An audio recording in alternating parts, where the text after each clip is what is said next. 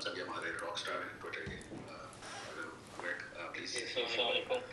اچھا جی ہمارا نا ہیش ٹیگ پہ میں لے لیتا ہوں ایک ڈرامہ کا آیا تھا. اس کے بارے میں تھا کہ خان صاحب آپ ایشور لو اور جو قانون یوز ہو رہے ہیں نوجوانوں کو, سوشل میڈیا کے نوجوانوں کو پک اپ کیا جاتا ہے اور جیل میں بند کر دیتے ہیں, تو جو اداروں کو تنقید کہتے تو ایسے ہیں کہ تنقید کر رہے ہیں, تو آپ جب گورنمنٹ میں انشاءاللہ تو میجورٹی کے ساتھ آئیں گے تو اس کے بارے میں کیا کریں گے؟ دیکھیے میں آپ کو ایک بات بتاؤں, جو بھی معاشرہ آزادی رائے کو دباتا ہے نا وہ اپنا ہی نقصان کر لیتا ہے, اپنی تباہی کرتا ہے. میں آپ کو ہماری زندگی میں تو اب زیادہ پیچھے نہیں جاتا لیکن میں اپنی زندگی کے بتاتا ہوں. ہم نے دو سپر پاورز تھی, سوویت یونین اور امریکہ, دونوں سپر پاورز تھی.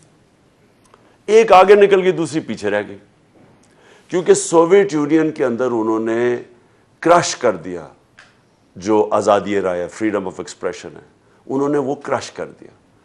دوسرے معاشرے کے اندر انہوں نے اس کو اجازت دے دی, اور اس سے ہوا کیا کہ ان کا تھاٹ ڈیولپمنٹ وہ آگے نکل گئے.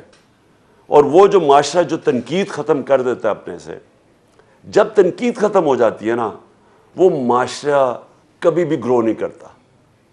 ہمارے آپ اپنے پیچھے چلے جائیں, جب نبی صلی اللہ علیہ وسلم مدینہ کی ریاست بنائی تھی, آپ سمجھ جائیں کہ اس کے اندر بہت بڑا ایک, جب انہوں نے عدل اور انصاف کیا تھا تو انہوں نے حکومتیں دیے تھے, پروٹیکٹ کیا تھا انسانوں کو. یاد رکھیں اس معاشرے کے اندر حضرت عمر رضی اللہ تعالی خلیفہ وقت, ایک عام آدمی کھڑا ہو کے پوچھتا ہے کہ آپ بتائیں جناب آپ نے یہ کپڑے کدھر سے لی, کدھر سے پیسہ آیا آپ کا؟ کوئی قانون کے اوپر نہیں تھا, ہر کسی کے اوپر تنقید. حضرت علی رضی اللہ تعالیٰ پہلا عدالت کے اندر جاتے ہیں اور ایک یہودی ان سے کیس چیز آتا ہے کیونکہ قاضی ان کی بیٹے کی گواہی قبول نہیں کرتا. تو اسلام تو ادھر سے شروع ہوا تھا. جو آج ہم فریڈم آف ایکسپریشن کہتے ہیں یہ تو مسلمانوں میں شروع, جو ہماری پہلے ریاست تھی مدینہ کی ادھر سے شروع ہوا تھا. اور بہت دیر تک مسلمان معاشروں میں آزادی رائے بہت نسبتاً مغربی اور باقی دنیا سے بہت زیادہ تھی, اس لیے ٹاپ سائنٹسٹ سارے مسلمان تھے. کئی صدیوں تک ساری مسلمان لیڈرز ان تھاٹ تھے کیونکہ وہاں فریڈم آف تھاٹ تھا. تو جب ہم ایک معاشرے کے اندر لوگوں کو مار دھاڑ کے ان کو بند کر دیتے ہیں, ان کا منہ بند کر دیتے ہیں, ہم ریئلائز نہیں کرتے کہ ہم کسی ادارے کو پروٹیکٹ نہیں کر رہے, ہم اپنے ملک کو ہی کمزور کر رہے ہیں. اور اداروں کی جب تنقید نہیں ہوگی تو ان کی ڈیولپمنٹ کیسے ہوگی؟ اور میری کوشش ہے, مجھے کئی دفعہ کہا جاتا ہے جی عمران صاحب آپ نے کوئی یہ فلانی بات کر دی یا اسٹیبلشمنٹ کے اگینسٹ کر دی. میری پوری کوشش ہوتی ہے کہ میری اسٹیبلشمنٹ یا میری فوج کے اوپر تعمیری تنقید ہو, جو انسان اپنے بچوں کی کرتا ہے تعمیر ان کے لیے, ان کی بہتری کے لیے. میں کبھی وہ تنقید نہیں کرتا جو ہمارے ملک کے دشمن جو چاہتے ہیں پاکستان کی فوج کمزور ہو تاکہ وہ پاکستان کمزور ہو, جو بہت بڑی لابی ہے باہر, میں کبھی ایسی تنقید نہیں کرتا تاکہ وہ اس کو موقع نہ مل جائے ہمارے فوج کو کمزور یا اٹیک کرنے کا. لیکن تعمیری تنقید اگر آپ یہ ختم کر دیتے ہیں وہ تو معاشرے کا تھاٹ پروسیس ہی رک جاتا ہے. میں کرکٹر بنتا ہی نہ اگر میں سارا وقت اپنی جو تنقید ہے اس سے سیکھتا نا.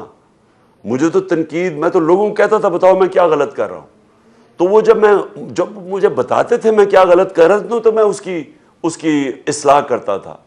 تو یہ تو آپ اگر ایوولوشن پروسیس جو ہے وہ تو ہوتا ہی تب ہے جب آپ اپنی اصلاحات کرتے رہیں. تو جب معاشرے میں آپ اپنی تنقید بند کر دیں تو آپ تباہ کر دیتے ہیں معاشرے کو. اسپین, میں صرف ایک اور مثال, اسپین سارے یورپ میں سب سے پیچھے رہ گیا. کیوں پیچھے رہ گیا؟